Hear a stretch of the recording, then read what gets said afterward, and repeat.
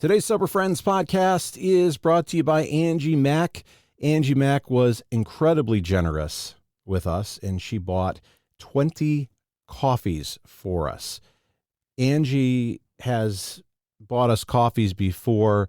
Angie Mack is very vocal on social media. She is a great supporter of this podcast. If you're brand new with the Sober Friends podcast, hell, if you're brand new in sobriety, people like Angie Mack, you have a lot to thank, because the people who give a little bit of money are the people who keep this on the air. With Angie Mack's contribution, we are able to pay for the website, the recording software, all of that stuff. We're going to be good this year. And if you are like Angie Mack, you don't have to buy 20 coffees.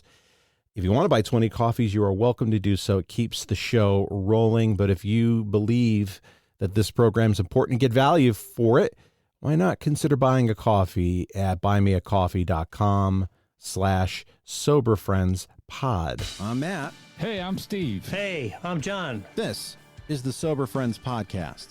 We're here for the sober curious, the new guy, and the old timer. We're here to talk about the stuff anyone looking to live alcohol-free has to face day to day, and how we overcame those struggles. We speak for no 12-step group, but we do try to remain anonymous. You're not alone. This is the Sober Friends podcast. Oh boy, let's talk a little bit about health today on the Sober Friends podcast. I think that's a good one. I went in, Steve, for a titration CPAP study last week. That's a second study that they do when they determine you have some type of sleep apnea. Then they put the CPAP on you and try and determine pressure and all that. And it was a night and day difference. If you go to a sleep study, it's not a hotel. You're sleeping at somebody's workplace and they're monitoring you. The purpose of it is not to get a good night's sleep. The purpose of it is they have to observe you in a state of sleep. So that's why you have to go. If you get a little bit of sleep, then they have enough for it. But the purpose is not for you to get a good night's sleep. And they wake you up at 5 a.m. And even having maybe 4 or 5 hours sleep with that CPAP machine, oh my God, I felt 1,000 times different. I was a motor mouth in the morning. I had energy. I had a great workout. My kids noticed the difference. And then here is where the frustration is. That they said it'll take about 2 to 4 weeks for somebody to reach out to you to talk about the next steps. So now it's 2 to 4 weeks of being in a cloud, being tired, waking up, not refreshed, and having that feeling of, what does this feel like? I know what that feeling is, and I don't want to wait. Yeah, that's a hard thing, waiting for a solution to something that you know is coming, or waiting for something that you want. Again, I don't think that there's a big difference between us and normal folk, as we like to call it, the normies. But anything that frustrates me is problematic, right? Yes. I mean, we talk about it, and that's what I mean. Anything that frustrates me gets me out of a place of comfort and serenity. And, and again, people can listen to this and think, oh, that's just normal. And it is just normal. But, for me and for you and for many of us maybe listening to this, it all comes back to why I drank. And I drank because of these little things in life that I could not handle on a regular basis, and they piled up. And again, this is one thing, right? We're talking about this is one thing, but they pile up on us. And for me, when I was looking for a solution to feel better, like you said, now you got 2 to 4 weeks of feeling like crap, and for me, that was like, oh yeah, then I need to feel better. And how I made myself feel better was temporarily to grab for the bottle. So it sounds trivial. I don't think it is trivial, because it's anything, like I said, I have a saying that I use now, that anything that gets in the way of my serenity, I need to deal with, right? And that's what I mean. I need to deal with it. So if something is bothering me and I'm not serene or pushing me out of that area, then I need to look at it and I need to figure it out. You can just sit back and wait. But, the nice thing is, it. You know a solution is coming. So hopefully, it won't be 4 weeks. Hopefully it'll be the 2-week period and you'll get some relief. This is hard. I feel a little bit better now than I did a day or two after. A day or two after, it was crushing. It was the closest I think I felt of a drug-induced experience having that night of CPAP therapy, because I felt like somebody injected 20 espressos in me without the jitterness. It was so different in how I felt. And then to go back to how I normally feel, which I just have been muscling through, not realizing was a problem. It's like, no, this is a problem how I feel, and there's a solution for it, and I have to limp through. And it is awful. But it does tie into our long-term alcoholism mental mindset of, I can't wait, I'm impatient, I have anxiety, I need that feel-good solution. Right. That ties in. Right. I need it now. Yeah. Right. That's the problem, right? Is like my habit was when I felt, and that's the whole thing about our addiction, right? Whether it's drugs or alcohol or whatever, I need it now. Mm-hmm. Yeah, I need to feel better now. Like it's not like, oh, I can wait until later this afternoon or I can wait till later tonight. Nope, I need it now. So I need to, have a drink. I need to smoke some weed. I need to pop whatever your drug of choice is, whatever, even if it's not a drug or alcohol, I need to have sex now, like all of those things, and that's one of our problems. And that's what separates us somewhat from people who can handle that. And I've said this before. I can remember long before I realized like I was an alcoholic. I used to watch people react to normal things in life and handle them in a way that was unfamiliar to me, calmly, without a lot of emotion. And I used to look at people, and I'm talking when I was in my 20s, like, man, I wish I could handle that situation in that manner. I knew I couldn't. And that was, part of the reasons why I had all this pent up, whatever it was, energy, anxiety, anger. For me, I had it all. I didn't know how to get rid of it. I didn't know what to do with it. So for me, it turned to an easy way out, which was, again, alcohol was my solution. It wasn't my problem. Right. Especially early on. I mean, it was a solution early on. That old have a glass of wine at night to relax. Like there were times where I could do that. But, it became a problem when, I couldn't regulate that. So I get it. It's something that we're always trying to look for that easy fix, man. I know I am. On the other hand, I'm also trying to lose weight. And I have been pretty successful of sticking to a program of watching my calories. The weight is incrementally going down, and I have to change my relationship with food. And then I saw my wife eat this big old bowl of ice cream last night. And that would have made me feel better because I just was craving that sugar. Right. And I'm like, I can't do that right now. I'm trying not to limit foods for myself of saying I'm never going to eat ice cream again. I'm putting the ice cream aside and saying when we go out for a special occasion, I'll have ice cream then. Right. But not this garbage we have in the fridge. So I went and had a banana with a little bit of peanut butter on it, and it worked. It worked enough. But I can't go back to food now as my drug. That is not going to help with the sleep apnea. At all.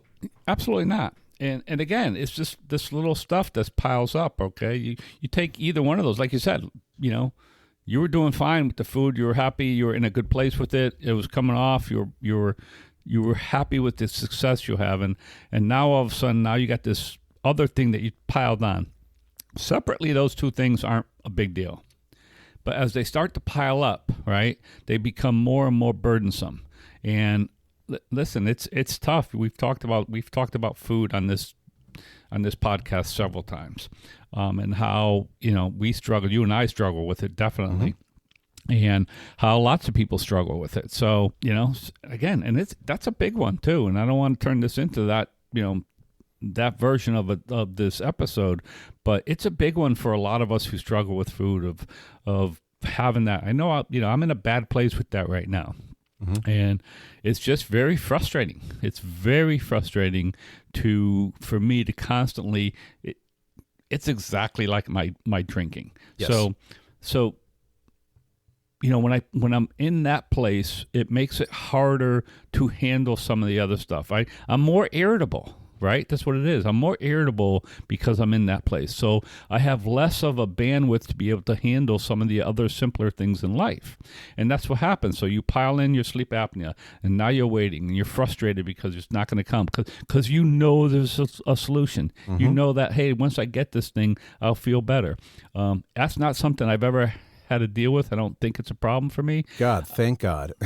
I do, but I do a lot of retreats with guys, and I'm older, and a lot of the older guys, I literally go on a retreat with, say, 30 guys. I bet you 6, 7, 8 of them have CPAP machines that they're bringing with them, and they love them, and they just love the night, night sleep that they get with it. So, I mean, it's something you do. It's something that once you knew it, once you use it, once you get comfortable using it, because I know they can be somewhat awkward.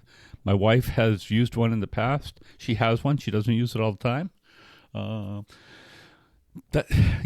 get it. I look at it and I go, I'm not sure I could be comfortable sleeping with that, but I guess if I had sleep apnea and I was exhausted all the time, then maybe I would find a way to become comfortable in it, So, but again, it's all these little things. They pile up. They get frustrated. For me, they pile up, they pile up, they pile up. And if I'm not dealing with them, then I'm frustrated, right? I'm frustrated. And when I get frustrated, I'm not a nice person, and nor am I. Right. I'm just not nice to be around. And today I don't have to drink over it, right? This is the difference. If you're out there, if you're new listening to this, and you identify with some of these feelings that we're talking about, today I don't have to drink over it, right? We're doing this podcast on a Sunday morning. After this morning, I'm going to meet our buddy John, who used to do this podcast with us. We're going for a hike. So I have outlets, right? So I'll go for a hike. I'm going to tell you something. This hike will not be fun for me. I am not in a great shape to be doing this hike. But, I realize I have to do it. I have to, and if I go out there and I get my butt kicked, walking up and down this mountain, it's not even a mountain, but it's a good-sized hill. I'll feel it today. But I need to get started. It'll make me feel better because I like being out there. But it's also, I'm doing it with the sober guy, right? Yep. So I have solutions today, right? You have a solution for your sleep apnea. Problem is coming. It's like us when you get, I think it's like early sobriety, when you put down that bottle and there's recovery coming. You remember, I don't know if you remember those days, but you want it now. Like, ooh, I feel better now. Same thing. Like after you stop drinking, those first couple of weeks, you start to feel physically better. Like, oh man. And that's why a lot of times early in recovery, you see people, they come in, a month, 2 months into sobriety, they're in the gym, they're working out, they're doing all kinds of stuff because they're starting to physically feel better. But anyway, I don't have to drink over my problems today. As frustrated as I may get, I have a solution. I know what that solution is.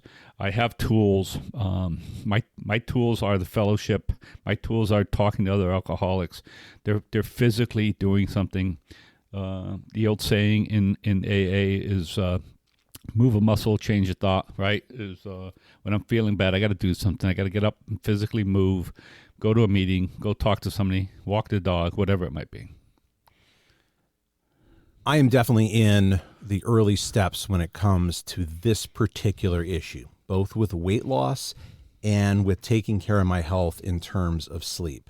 This is a place where life is unmanageable because now I know my sleeping is compromised. I can't control it. It's unmanageable. I'm in steps 1 and 2, if not 3. Right. There's only a higher power that can help me with this. Now, the flip side of this is being in recovery. I guess it took me 10 years to do this, but I have decided to really take care of my health. So 2 things going on here. I'm 48 now. I was 38 when I came in. Now I'm 48. And 48 is a little bit different with your health. So outside of the sleep apnea, getting the weight down is important at this age because things will only get more difficult. So I got the booze out of the way. Now I have to address how I feel about food and my relationship there. And that is not going to be handled permanently unless I'm able to handle my sleep, which will also have other health benefits. So I've decided to take those painful steps to get my health in a good place. Because otherwise I'm just not drinking, but I'm not addressing the other things in my life. And I will tell you, it's frustrating to me that it took 10 years to get to this point. I'm not initially, it's a journey, not a destination. And for me, I still get frustrated with that because I do want it right away. And it's taken me 10 years. I did get here in 10 years, though. I did get the journey of when I wanted to get there. And I'm thinking about you in terms of the process. The process of getting in better shape is to do that mountain. Don't think about, wow, this is kicking my ass. Think about, if it's kicking my ass, then it is doing the healthy damage to my body, which allows the body to recover, which is how you feel better. Like building muscle. You damage the muscle so it grows bigger. In a sense, you pressure the heart to work harder so that it heals better the next day so you can do a little bit more. Yeah, it also tell me, today will tell me too is, and I'm active. It's not like I'm not active. I walk all the time and I do a lot of stuff. So, but it also will just give me that baseline of tell me, I've done some big hiking, it'll just tell me like, oh, this little hike, which I've done dozens of times, which is like literally probably a dozen times. And when I'm in shit, like this is a nothing. This is a little walk in the woods, easy thing. Today it'll be hard. And it'll show me like, okay, like if you want to do some good hiking this summer, which is what we have some plans to do, then I need to really buckle down and start doing some other stuff. So that's what it is with me, is it just gives me that, gives me that baseline and just lets me know, listen, it's, we've talked about it. It's hard to manage all of these things. And like you said, it took you 10 years to get here. But you're here, right? You're here now. And now that you can see some of this stuff, maybe you can put some good habits in place. And the other thing is like, you have a sort of like you can see what your life schedule is now, right? Like there was a time, right, when you first came into to 10 years ago, right? Young kids, all this kind of stuff. Like your schedule was a little bit. Now you sort of, you have a career, you have a job. You could see that, that you're settled into sort of a routine. And I think it might be a little bit easier at 48 to do some of this stuff because of that. Absolutely. Doesn't make it easier to do it physically or even emotionally, all those things. Like you said, that, that bowl of ice cream, watching someone else eat it. I just find that when I'm in that place and I'm healthy, again, it's a lot like my sobriety with alcohol. If I'm in a good place, alcohol doesn't bother me, right? And it doesn't bother me mostly. But there are times where I'm still bothered by alcohol. There are times where I'm still bothered by my wife having a glass of wine. It has nothing to do with her. She does it, but it has to do with how I'm feeling about it. So I just find that when I'm healthy and I'm eating healthy and all that kind of stuff, that bowl of ice cream doesn't call my name anymore, right? I mean, really, like that's what it is. Like it's not speaking to me, just like alcohol didn't speak to me. And just to touch on something else, and I know this about myself, I'm a destination person. Me too. Right? I'm not a journey person. I'm a destination person. That's frustrating. I wish I could change that about myself. I know it. And that's why I've always said is one of the reasons why I have a tendency to let myself get out of shape is because there's nothing on my horizon. Right? I mean, if I had real plans, and I've talked about some plans, and I think I could still accomplish what I had set out this year for the most part. But, a couple summers ago when John and I hiked all the high peaks in New England, like there was a plan, like there was a goal out there. I knew if I wanted to get to that, destination, right? That was my destination, that I had to work really, really hard. And that's one of my problems, is that I get to that destination. Once I get that, it's like, okay, that's done. I think I'm going to take a break for a couple weeks. And a couple weeks turns into a couple months, and a couple months turns into 6 months. And that's a cycle that I go through. And that was a cycle that I would go through when I was drinking too. That's a lot of how my drinking went until the end, when I couldn't stop drinking at all. But throughout my life, I would drink and drink and drink, and then say, oh, I want to get in shape, and I would stop. And I would get in shape, and I would take a break and start drinking, and then that drinking would start, over and over. So, yeah, I'm a destination person. It's frustrating, and I'm not 48, I'm closer to 68, Yep. But I'm not there yet. And so it gets more and more frustrating for me is to, and I try not to beat myself up on it too. The other thing I try to do, which isn't easy for me, is I look around, and we talk about this, I think we mentioned this last time, is that I look at people that seem very comfortable in their own skin. Mm-hmm. And I feel like I'm totally not comfortable in my own skin. And it's the old, I'm comparing my insides to their outsides. Absolutely. But it's still frustrating. I mean, it's still hard for me not to do that.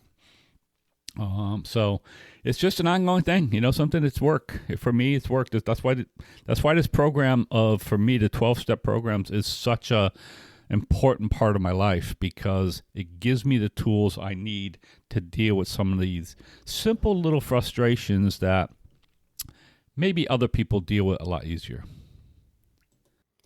But you don't necessarily know. Because we have a program and a way of living, and we have 12 steps, if we choose to use it, we do have a roadmap through almost any problem. These issues that I have waiting for my CPAP, 12 steps work with that. Right. The eating stuff, the 12 steps work with that. They do.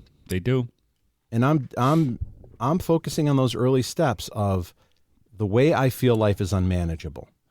And I have been thinking a lot more about a higher power of, please lift this from me. Right. And what are the harms that I have done because I have felt this way? Especially, I went and robbed a bank or stole money, but the level of irritation I feel sometimes because I'm exhausted or I'm not eating what I want to eat. Those things, that the character defects come up, and they come up more frequently there than they do with sobriety. So if I address some of those things, I will feel better and be able to manage this. I need to do a better job of reaching out to people. So I've been doing that over the last week, reaching out to people over this and talking through.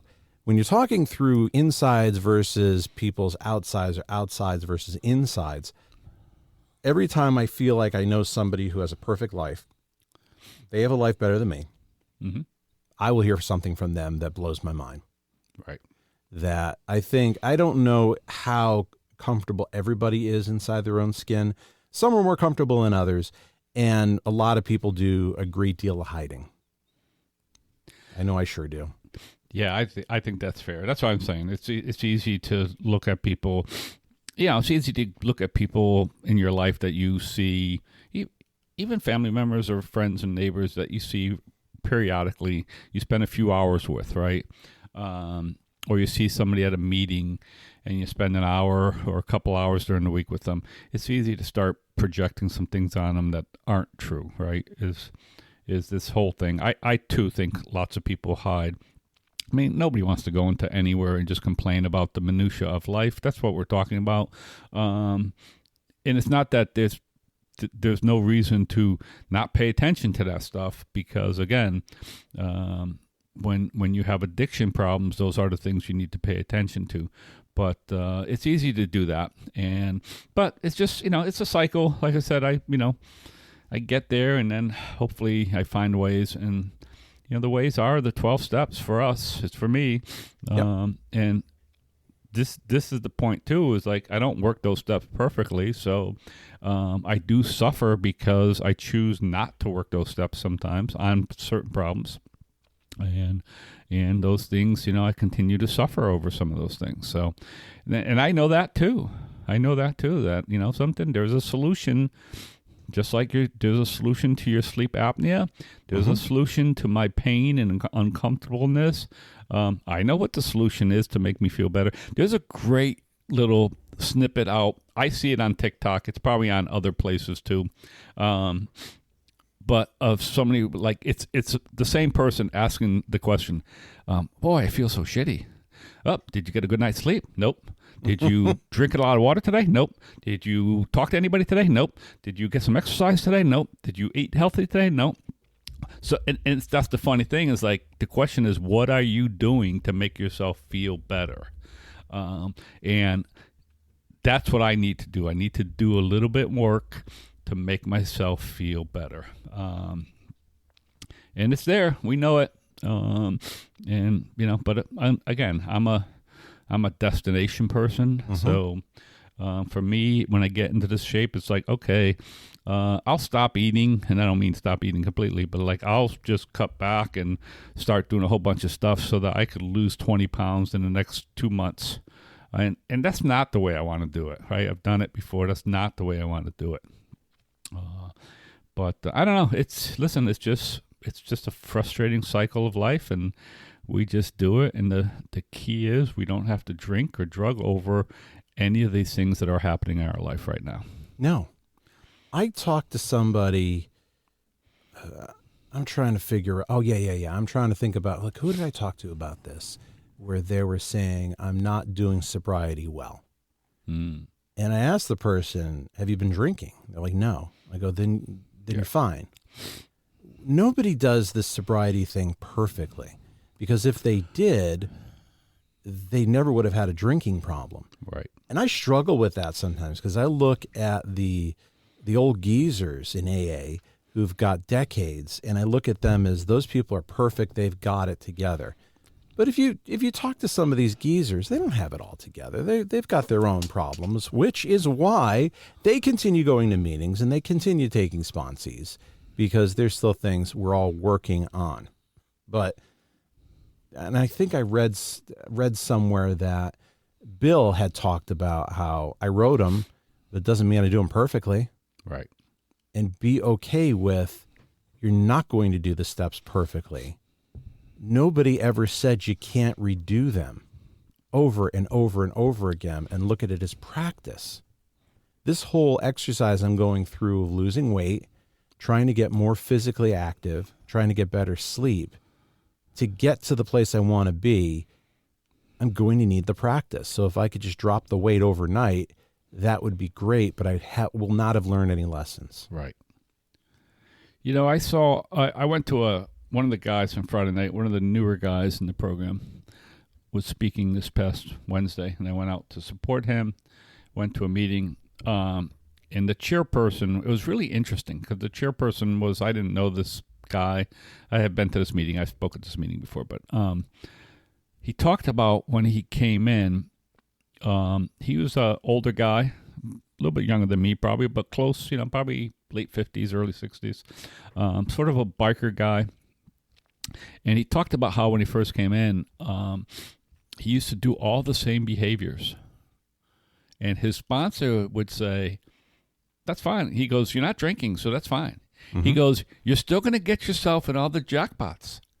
But as long as you don't drink, right? And this is the primary purpose of being an alcoholic, right? His sponsor. And I've never heard anybody talk about it. And he said, I kept getting arrested. I kept getting in fights, but I didn't drink. And he said it took me a long time before I was able to stop some of that behavior. And that shows you some of the problems that we alcoholics and addicts have. We have this mechanism that we don't always know how to handle this stuff. And like you said, we have steps that we can do to bring us relief. And if we choose to use those steps, if we choose to do them to the best of our ability at the time, that's what we always talk about, our best of my ability at that time, which is a moving target for me, right? It's how do I feel? And that changes. It changes quickly for me. And again, it's not something I love about myself, but it's just the way it is. The beauty about working The 12 steps is they will solve a lot of problems in your life. And if they don't solve them, they will point you in the right direction of, we can't solve this ourselves. Go here for help. Right. And I didn't have that type of stuff before. Right. Now I do. Hey, got a request for you all. I could share, we had a couple of reviews on Apple Podcasts, and I'm not prepared because I didn't bring it up because I'm just thinking about it now. So I'll read the reviews next week. They were fantastic. They were 2 5-star reviews. Nice. We love reviews on Apple Podcasts, so give us a review. Tell us what you think of the show. And if you think we deserve the 5 stars, give us the 5 stars. If you find value on this show, give what equals your value at buymeacoffee.com/soberfriendspod. What we do with the money, I put it in a PayPal interest-bearing account, and then I pay out the bills from this podcast. That's pretty much all I do with it. It just sits there, it earns some interest, and then I pay off the 3 things that we have that are a little bit on the expensive side. And if those things are paid off, really everything is golden. Steve, thanks for getting up, dealing with me spacing this morning and forgetting to do this and having a great podcast. Really was good. I'm glad to be here. All right, Matt, have a great day. You too. We'll see you next week. Bye, everybody.